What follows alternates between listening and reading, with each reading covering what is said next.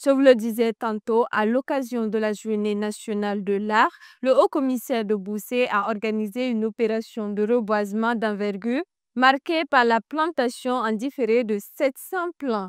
Cette initiative s'inscrit dans une dynamique écologique forte en partenariat avec la Grande Muraille Verte et grâce à l'appui technique et financier de l'APFE Kokumieso pour plus de précision.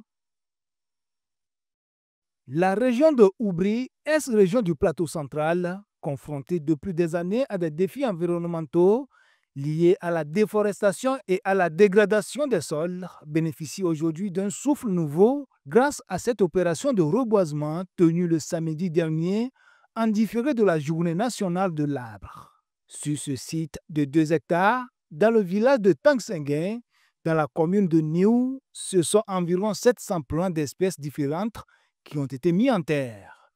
Madame le gouverneur de la région a souligné lors de la cérémonie que cette action symbolise un engagement fort en faveur de la lutte contre la désertification et le changement climatique, tout en valorisant la biodiversité locale. Ce site a déjà reçu, dans le cadre donc de cette initiative, 4000 plants acacias pour former une haie vive et aussi des arbres pourvoyeuses de produits forestiers non ligneux. Et ce matin, c'est environ 700 plants que nous avons mis en terre.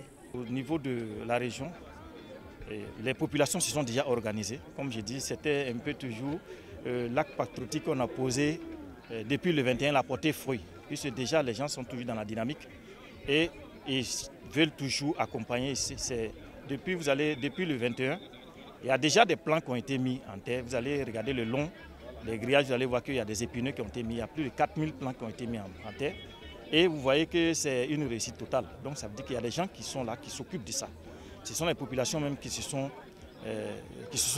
organisées pour s'occuper des plants qu'on a mis en terre. Tenu sous le thème « Plantes médicinales, source de résilience sanitaire et climatique des communautés », cette 7e édition de la GERNA s'inscrit dans un cadre plus large de la Grande Muraille Verte, une initiative panafricaine visant à restaurer les terres dégradées sur une bande de 8000 km traversant le continent. En soutenant ce projet à Tangsengue, la Grande Muraille Verte contribue à renforcer la résilience des écosystèmes et à améliorer les conditions de vie des populations locales.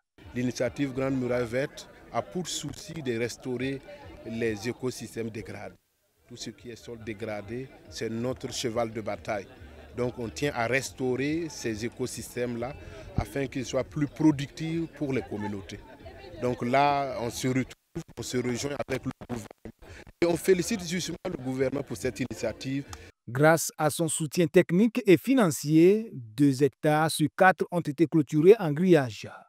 L'Agence de coopération internationale de la Fédération Wallonie-Bruxelles de la Wallonie, APFE, a réaffirmé son engagement à accompagner l'initiative et à résoudre les éventuels problèmes sur le site, notamment le manque d'eau. Le site effectivement a été clôturé dans le cadre de notre projet en partenariat avec la Grande Muraille Verte. Et donc c'est quelque chose qui est dans le domaine du possible. On regardera ensemble avec l'initiative Grande Muraille Verte pour voir ce qui peut être fait pour effectivement avoir de l'eau pour l'arrosage sur le site. Porté par le président du Faso, le capitaine Ibrahim Traoré, Reverdir le Faso illustre une démarche exemplaire de mobilisation locale et internationale pour la préservation de l'environnement. Ce reboisement dans la région de Oubri promet de porter ses fruits dans les années à venir, offrant un modèle inspirant pour d'autres régions du Burkina Faso.